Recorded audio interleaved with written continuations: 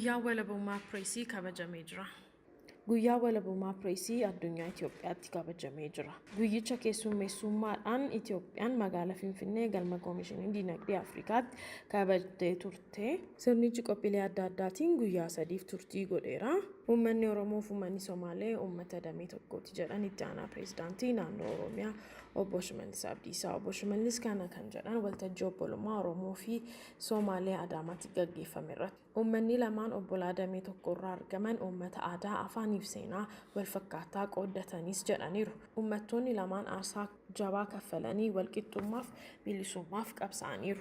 Tokkummaa isaanii cimsuun baay'ee barbaachisaa waan ta'eef waltajjiin obbolummaa itti fufiinsa qabus raawwatamuu qaba jedhaniiru. Buqqaastoonni, ajjeestonni, kontiroobaandistoonnii fi hattoonni tokkummaa Oromoo fi Somaalee hin laaffisan jedhaniiru obbo Shimallis. Musliimonni Itoophiyaa tokkummaa isaanii cimsuun guddina biyyaa tumsuu qabu jedhan dr.abyi Ahmed. Musliimonni Itoophiyaa tokkummaa isaanii cimsuun guddina biyyaa akka tumsan muummee ministeeraa dr.abyi Ahmed aaman. Dr.abyi waltajjii koree walloo jijjiirama dhaabbilee musliimota Itoophiyaa magaalaa Finfinnee hoteela Sharaatanitti gaggeeffamu irratti argamuun ergaa isaanii dabarsaniiru. Hawaasni musliimaa waan xixiqqaadhaan butamuu keessaa ba'e uummata jabaa tajaajiluu irratti xiyyeeffachuu qaba jedhaniirus. Dargaggoonni abbootii amantaa jajjaboo akka gaggeeffamanii fi duukaa isaanii akka bu'anis dhaamsa dargaggootaaf dhaamaniiru.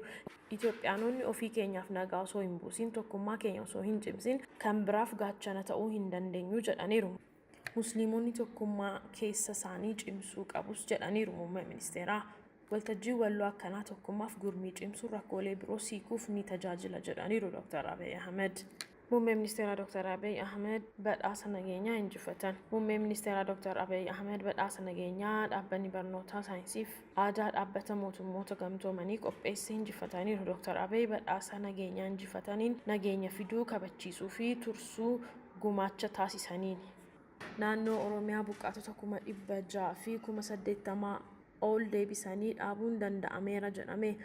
Gareen supervisionii mana maree bakka bu'oota uummataa bakka buusee naannoo Tigraay, Amaaraa, Kibbaaf Oromiyaatti lammiileen qe'ee isaaniirraa buqqaan miliyoona 2.5 ol jiraachuu beeksiseera. Garichi naannolee arfanitti supervisionii gaggeessee lammiilee miliyoona 2,569,534 qe'ee isaaniirraa fagaatanii xinnaa'uu isaanii ibseera. Kana keessaa naannoon Oromiyaa lammiilee 600,080 ol deebisee dhaabu beeksiseera. Daawwii buufataalee tursaatti taasifamee rakkoo dhiyeessa midhaan nyaataa fi bishaanii jiraachuu gabaasameera. Qindeessaan garichaa itti aanaa muummee ministeeraa obbo Dammaqaa Makonnin gabaasicha bifa ammayyaa ta'een qophaa'uu ragaalee barbaachisan guuttachuu isaa ibseera. Manni marichaa mootummaan namoota lubbuu fi qaama namaa irratti miidhaa qaqqabsiisan akkasumas humnoota qabeenya barbadeessan irratti tarkaanfii hatattamaa akka fudhatus dhaamaniiru. Amma ammatti namoonni shakkaman 680 ol ta'an to'atamuu isaanii ministeera nageenyaa addee Muufirret Kamaal ibsaniiru. Baatii lamatti lammiilee 700 fi 60 gara qe'ee isaaniitti deebisuu danda'amuu koomishinariin koomishinii hooggansa sodaa balaa obbo Mitikuu Kaasaa ibsaniiru.